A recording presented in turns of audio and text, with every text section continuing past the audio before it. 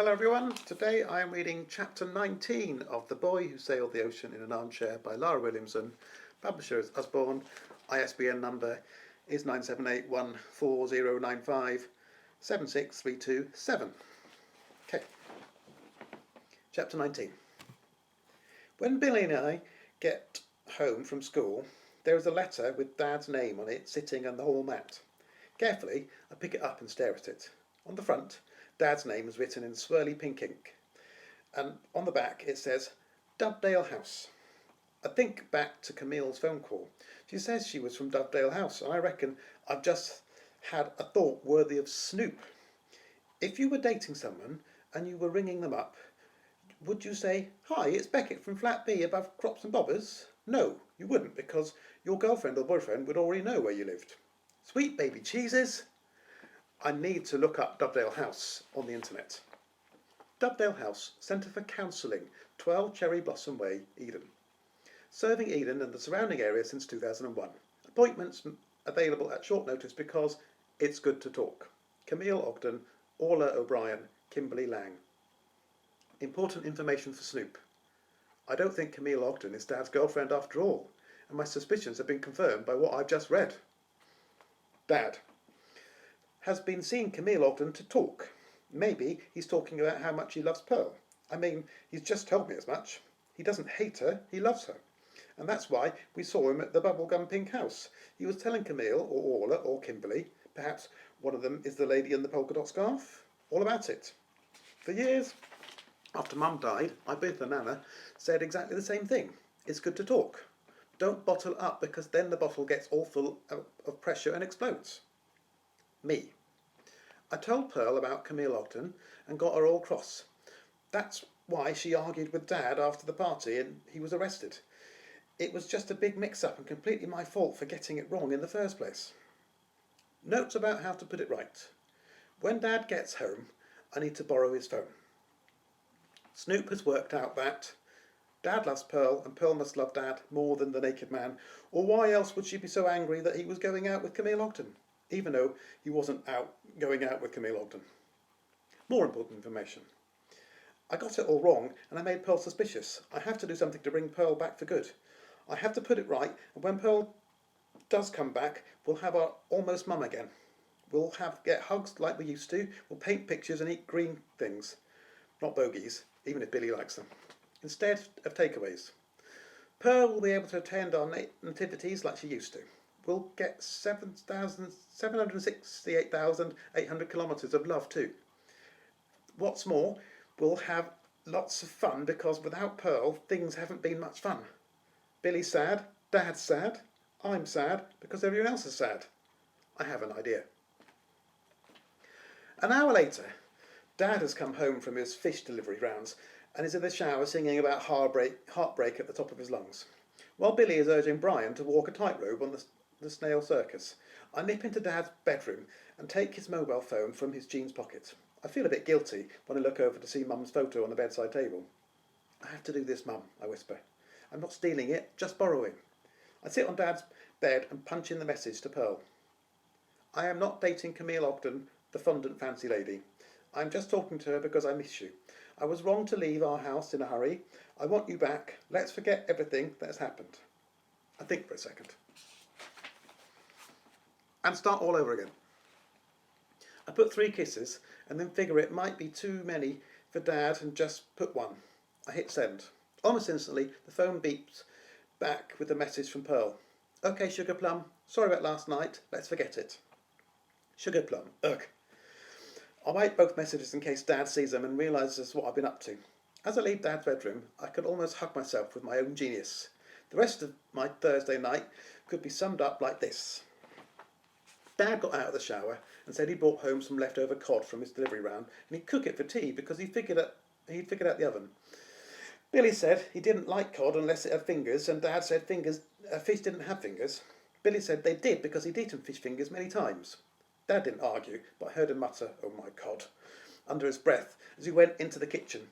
I wasn't bothered what we ate because I was too busy spending the whole time smiling at myself because I had a secret and Billy got fed up and asked if my teeth had been glued together, and I said, and Billy said he couldn't understand me, and I said that was because my teeth were glued together. Kat came round and said she hoped we'd enjoyed the shepherd's pie, and Dad said it was lovely and stared at me. I went very red when I remembered I'd left it in the fridge and it was probably still there. Kat asked if I wanted to make some extra pocket money by helping her on Sunday evening on one of her special rounds to the old people's home.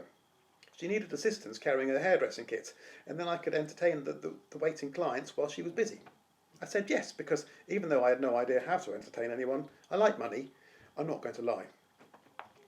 Billy didn't speak to Dad the entire evening. Later, when I asked him what was wrong, he said he was doing a sponsored silence. When I asked for which charity, he said there wasn't one because he'd sponsored himself. Brian ran away from the circus, which is strange because I thought everyone ran away to the circus, and I found him in my fluffy sock slippers, but only after I'd put my bare feet in them. Later on, Dad knocked on our bedroom door and asked me what I was doing folding paper. I told him I was making paper cranes like the one he found, but I didn't say I had to make 1,000 to get a wish. Dad said I reminded him of Mum because she was always making things. I felt sad but proud at the same time. Sad that Mum wasn't here and proud that Dad said I was like her. Then Dad told me it was probably the time to stop as it was nearly midnight. He said the light would wake up Billy. I said, "You're in for a surprise." And Dad asked what it was. Then I had to think really quickly because I didn't want to divulge that I'd sent Pearl a text pretending I was Dad, so I said I'd left Brian in the kitchen earlier and he was trying to make a friend. Dad pulled a face and said he hoped there weren't any other snails living in the kitchen. I said his friend was a sticky tape dispenser. I got up to go to the toilet and found an even bigger surprise than the surprise I had for Dad. There was something white in the bowl, when white wasn't the colour I was expecting. After some inspection, I realised there was a paper crane in there, and I was 100% I hadn't started pooping folded bits of paper. "Why are you drawing an armchair on water?" hisses Mimi the next day, looking over at my weekly science paper. "You're not supposed to be drawing pictures on your test paper. I'm going to tell." Mimi sticks her hand up to get Mr. Beagle's attention. As Mr. Beagle approaches with a face like thunder, he asks if I've answered all the test questions, and I say I have, and he takes my paper. When he looks over at Mimi, she says she was just stretching her arm, and Mr. Beagle says it would be much better if Mimi stretched her fingers and actually wrote down the answers. "Look at Beckett, he's already finished his science test." Mr. Beagle claps me on the back. Now his time is his own while everyone else finishes. There's a tiny groan from the rest of the class. Mr. Beagle says groaning won't help with the answers. I take the goodbye list from my blazer pocket and look at it. There's nothing left. Since I got all caught up in the Pearl situation, I've not done anything for Mum and I feel guilty. Trouble is, I can't think of any new ways to say goodbye. On the back of the list, I draw a little storm cloud and the sea below, and then I draw the armchair and 2 boys on it. I draw teardrops, and then I draw a paper crane, and then Mr. Beagle shouts, "Time's up!" And I put the list back in my pocket, still with no ideas what to put for number 10. After collecting our science tests, Mr. Beagle says, "We're going straight to the garden patch, and we're actually going to start planting. Remember, the Eden Echo is coming, so we want to make it." "Poop!" shouts Dante Moffat. "Amazing, is what I was going to say," retorts Mr. Beagle. He lines us up like soldiers and marches us through the playground until we reach the garden patch. The earth has already been prepared by Sam Swiss, and all the plants have been bought. There is a criss-cross of trowels, and Mr. Beagle instructs us how and where to dig. When I glanced over at Nevaeh, she is standing by the white wall, just staring at it, and she doesn't even turn round when Mr. Beagle tells us to pick up our trowels. After 5 minutes of digging little holes, I see something small and white in the soil, and I know exactly what it is, having seen the same thing in the toilet bowl last night. Now, this is getting really weird. Paper cranes are following me all over the place. One of 2 things is happening. 1, the cranes are magical like I first thought. 2, I'm folding cranes and they're getting caught up in my clothes and then falling out at a later stage. Thing is, I've made 100 paper cranes now and not one of them is perfect. That only leaves me with one option. The cranes are magical. Back to square one. I hold the crane up in the air and Mr. Beagle waves his hand and asks what I've got. I tell him it turned up in the soil. "Don't be ridiculous.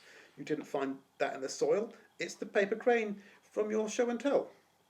"No, sir, it isn't," I argue. "Mine's at home." I don't know how this one got here. I found it in the toilet last night too. Okay, it was a mistake to announce that, because everyone around starts laughing. Annoyed, I say, is there something else to the story, sir? Something you didn't tell us, like the cranes can turn up anywhere? Mr. Beagle stifles a giggle. Like a bad penny that always turns up. No, there's nothing I didn't tell you. But since this paper crane seems to be causing such a stir and stopping everyone from getting on with work, I think I'll just keep it on the bookshelf in the classroom and you can collect it later. After lunch, Mr. Beagle returns our science papers, and as he delivers Mimi's, I hear her take a sharp breath. She mutters, "No way." After a second, she hoists up her hand and asks Mr. Beagle if there's some mistake. "With your science test?" asked Mr. Beagle. "No, you did well. You can go into the weekend knowing that you did a good job." "But I didn't get them all right," says Mimi, looking shocked. "And I have extra tuition after school." "You did well," repeats Mr. Beagle. "Well isn't good enough," says Mimi, slouching back in her chair. "Well won't make my parents happy. I do lots of after-school clubs, French, ballet, kung fu, and I want to be on top model, and I'm not yet an A-star student in science, but that's okay because it gives you something to work for. I don't expect you or anyone else to be perfect all the time," explains Mr. Beagle, setting my test in front of me. "Well done, Beckett. You did get 100%. Is there anything you don't know about the human body?" "Not really, sir."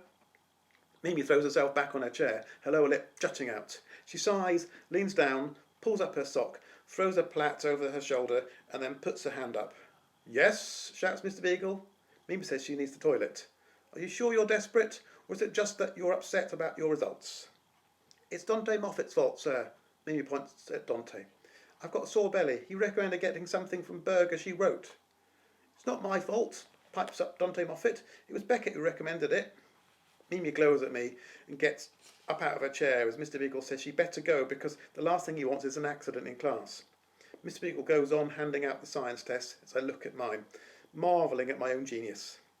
Knuckles points at his and says he's done pretty well on the questions about the bones in the hand, and Nevaeh just draws butterflies on her arms as if she's not bothered what her score was.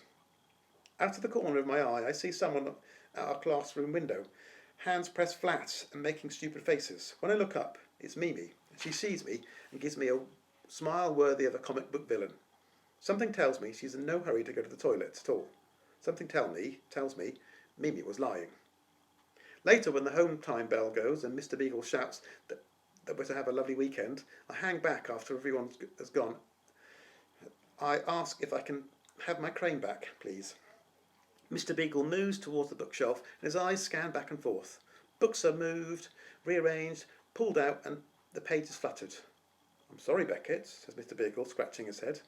"The crane appears to be gone." And that's where we end for today. Until next time.